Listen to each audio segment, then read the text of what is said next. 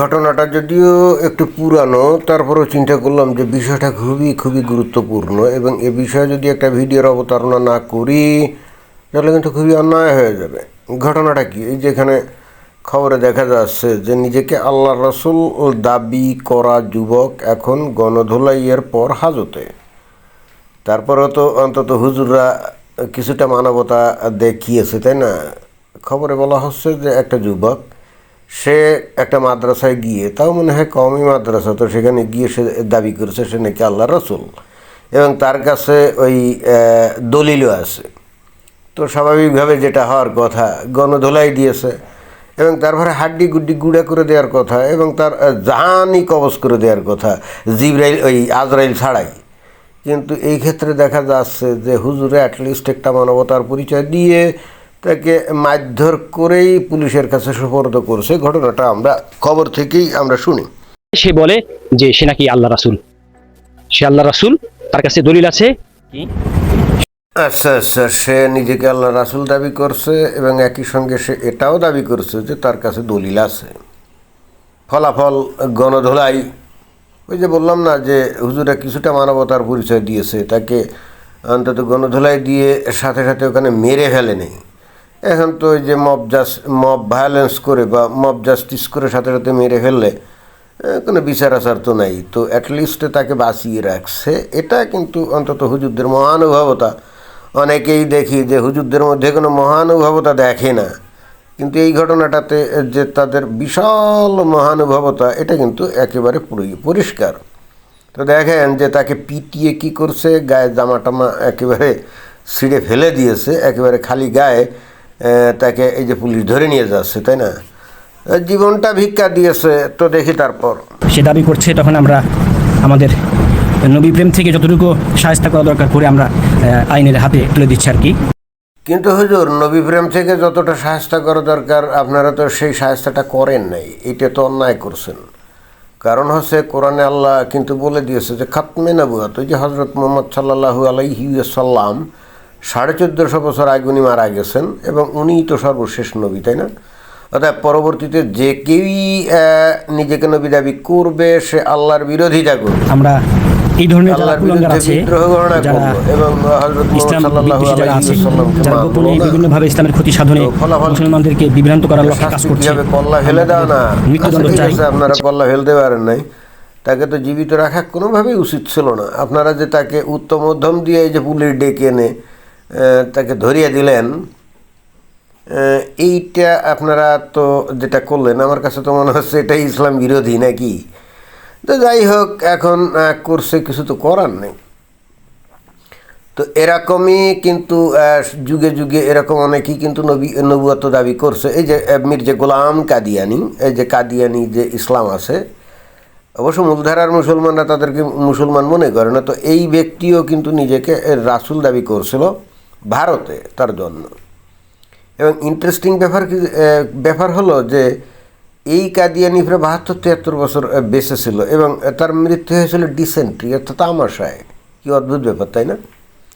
কি অদ্ভুত ব্যাপার, নিজেকে নবী দাবি করলো, আল্লাহ তাকে পাঠিয়েছে, কিন্তু মৃত্যু হলো তার আমাশয় রোগে। এইটা কোনো কথা হলো?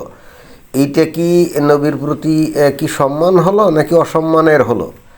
অবশ্যই মারা যাবে, এতে কোনো সন্দেহ নাই, কিন্তু মানে এই ধরনের সামান্য রোগে মারা যাবে কী কারণে? বয়স হবে, তারপরে আল্লাহ যখন তাকে তুলে নিয়ে যাওয়ার করবে, সিদ্ধান্ত গ্রহণ করবে, এক জায়গায় বসে থাকবে, সেখানে তার জান কবজ হয়ে যাবে ওরকম। কিন্তু এই একেবারে ওই ডিসেন্ট্রিতে মারা যাবে, এটা কি মেনে নেওয়া যায়? আচ্ছা, কাদিয়ানির কথা বাদ দিলাম, হযরত মুহাম্মদ সাল্লাল্লাহু আলাইহি ওয়াসাল্লাম উনিও তো মারা গেছিলেন প্রায় বলতে গেলে অপঘাতেই বলা যায়। কারণ ওই যে খায়বারে এক ইহুদি বুড়ির বিষ মাখা গোস্ত খেয়ে উনি প্রথমে অসুস্থ হয়ে পড়লেন এবং পরবর্তীতে প্রায় 2-2.5 বছর ভুগে ভুগে অত্যন্ত কষ্ট পেয়ে মারা গেলেন। এটা কিন্তু খুব বিস্ময়কর ব্যাপার এবং একই সঙ্গে আশ্চর্য হতে হবে। এটা কোন ধরনের কথা, যে নবীকে সারা দুনিয়ার জাহানের জন্য আল্লাহ প্রেরণ করলেন, তার মৃত্যু আল্লাহ লিখে দিল ওই ইহুদি বুড়ির বিষ মাখা গোস্ত খাওয়ার মধ্য দিয়ে। এর চাইতে সম্মানজনক মৃত্যু কি তার ছিল না? হতে পারতো না। আমি বুঝি না আল্লাহর কি লীলা খেলা, অথবা আল্লাহর কি কুদরত, অথবা আল্লাহ কি আসলে মাঝে মাঝে মস্কারি করে নাকি। হজরত মোহাম্মদ সাল্লাল্লাহু আলাইহি ওয়াসাল্লামের মৃত্যু তো অন্তত একটা মহিয়ান টাইপের মৃত্যু হওয়া উচিত ছিল, তাই না? যে উনি আল্লাহর ইবাদতে বসে আছেন, তখন আল্লাহ হয়তো আজরাইল পাঠিয়ে তার জান কবজ করতো, সেটা একটা মহিয়ান মৃত্যু হতো না? তো হিন্দুদের ধর্মের মধ্যে আবার নবী টবির কোনো ব্যাপার স্যাপার নাই। তাদের ধর্মে একেবারে তাদের ঈশ্বর সরাসরি মানব রূপে, অথবা মাছ রূপে, অথবা বরাহ মানে শুকর রূপে পৃথিবীতে নাজিল হয়, ধরাধামে আবির্ভূত হয়, এসে ধর্ম রক্ষা করে, আর যারা নাকি অধার্মিক তাদেরকে বিনাশ করে। তো এমনই একজন এবং এদেরকে বলা হয় অবতার। তো তাদের ঈশ্বরের অবতার হলো এই যে কৃষ্ণ, যার ছবি এখানে যে দেখা যাচ্ছে। তো সে আসছিল এই যে দুনিয়াতে, তখন অধর্ম ছিল, বিশেষ করে যে কংস টংস ছিল না, তো তাদেরকে ধ্বংস করা, এবং একই সঙ্গে যে জরাসন্ধ টন্ধ ছিল যারা নাকি অধার্মিক ছিল, তাদেরকে ধ্বংস করে ধার্মিকদের রক্ষা করার জন্য আসছিল। কিন্তু দুঃখজনক ব্যাপার হলো এই কৃষ্ণ সে মারা গেছে কিসে জানেন? মারা গেছে একটা ব্যাধ মানে এক শিকারী, সে নাকি তীর মারছিল, তো কৃষ্ণের পায়ে সেই তীরটা লাগছিল এবং তাতেই নাকি মারা গেল। কি অদ্ভুত ব্যাপার, যে নাকি ঈশ্বরের অবতার মানে মানব রূপ, সে মারা যাবে এই এক ব্যাধের তীরে। এটা কি গৌরবজনক মৃত্যু হলো? এটা তো আমি ঠিক বুঝি না। হিন্দুরা কিভাবে বিষয়টাকে দেখে কে জানে। খ্রিস্টানরা যীশু খ্রিস্টকে কিন্তু ওই মানবরূপী ঈশ্বর মনে করে, যাকে অবশ্য তারা আবার ওই যে সন অফ গড, ঈশ্বরের পুত্র বলেও। বিষয়টা এরকম। তো এই ঈশ্বরের মানব রূপ অনেকটা হিন্দুদের ধর্মীয় যে মানে অবতারের কিসিং আর কি। যেমন কৃষ্ণ হলো তাদের ঈশ্বরের মানব রূপ অবতার না, তো এই যীশু খ্রিস্টকেও কিন্তু খ্রিস্টানরা ঠিক ওই ওই ওই কিসিমে মানবরূপী ঈশ্বর মনে করে। তো মানবরূপী ঈশ্বরকে ধরে ইহুদিরা কী করলো, একেবারে ওই যে রোমান যে শাসক এবং সৈন্যদের সহযোগিতায় তাকে ধরে একেবারে কি ক্রুশে বিদ্ধ করে হত্যা করে ফেললো, তাই না? কি অদ্ভুত ব্যাপার, কি অদ্ভুত ব্যাপার। ঈশ্বরের মৃত্যু হচ্ছে তাও কি ওই ইয়েতে, ওই ক্রুশ বিদ্ধ করে। ওই সেই সময় রোমান সাম্রাজ্যে যাদেরকে নাকি মৃত্যুদণ্ড দেওয়া হতো, তখন এইভাবেই কিন্তু অনেককেই মৃত্যুদণ্ড দেওয়া হতো। এরপরে আসা যায় হিন্দুরা আর একজনকে ঈশ্বরের অবতার মনে করে। এই যে ছবিতে দেখা যাচ্ছে না, শ্রী চৈতন্য। এবং এই কিন্তু বস্তুত ওই যে ভারতীয় উপমহাদেশে যে হরে কৃষ্ণ যে আন্দোলন না, এখন ওই যে ইস্কন বা ওই যে হরে কৃষ্ণ কৃষ্ণ বলে যে গান টান গায়, তার পথিকৃৎ কিন্তু এই চৈতন্য। হ্যাঁ, এবং খুবই দুঃখজনক ব্যাপার হলো এই শ্রী চৈতন্য ওই যে ভারতের যে পুরীর যে জগন্নাথ ধাম আছে না, তো ওখানে থাকতো। তো ওখানে থাকলে পরে ওইখানে যে ওই যে পান্ডা মান্ডা আছে, ওরা তো মানুষদেরকে ধরে আয় উপার্জন করতো নানা কায়দায়। এটা তো তাদের একটা ব্যবসা। তো শ্রী চৈতন্য ওই জায়গায় থাকার কারণে ওই পান্ডাদের নাকি ব্যবসা বাণিজ্যে মানে সমস্যা হচ্ছিল। তো তখন তারা কী করে, এই চৈতন্যকে আপদ মনে করে তাকে মেরে পিটিয়ে মেরে তারপরে ওই যে পুরীর জগন্নাথ ধাম সে মন্দিরের ভিতরে কবর দিয়ে দেয়। অথচ যারা যে বৈষ্ণব কৃষ্ণ ভক্ত তারা কি প্রচার করে জানেন? বা কি এখন কি প্রচার করে যে শ্রী চৈতন্য নাকি ওই জগন্নাথ ধামের মধ্যে যে জগন্নাথের যে ওই মূর্তি আছে না, তার সাথে নাকি বিলীন হয়ে গেছে। অথচ এই জগন্নাথ ধাম যখন সংস্কার হয়, নতুন করে তৈরি করার হয়, তখন ওই জগন্নাথ ধামের ভিতরে মানে মন্দিরের ভিতরে যখন খনন করা হয়, তখন কিন্তু ওখানে বেশ লম্বা একটা লোকের কঙ্কাল পাওয়া যায়। এবং চৈতন্যদেব কিন্তু বেশ লম্বা একজন ব্যক্তি ছিলেন, প্রায় 6.5 ফিট লম্বা একজন ব্যক্তি ছিলেন, এবং ঠিক ওই মাপের কঙ্কাল কিন্তু পাওয়া যায়। এবং বস্তুত সেখান থেকেই নিশ্চিত হওয়া যায় যে চৈতন্যদেব ওই হয় নাই, ওই জগন্নাথ দেবের যে আছে মূর্তি আছে তার সাথে বিলীন হয় নাই। তো যাই হোক, এটা খুবই ইন্টারেস্টিং ব্যাপার। যারা এই দুনিয়াতে নিজেদেরকে অবতার দাবি করে, অথবা নবী দাবি করে, অথবা নিজেকে ঈশ্বরের প্রতিরূপ মনে করে, তাদের মৃত্যুগুলো খুবই মানে অপমানকর এবং অমানবিক।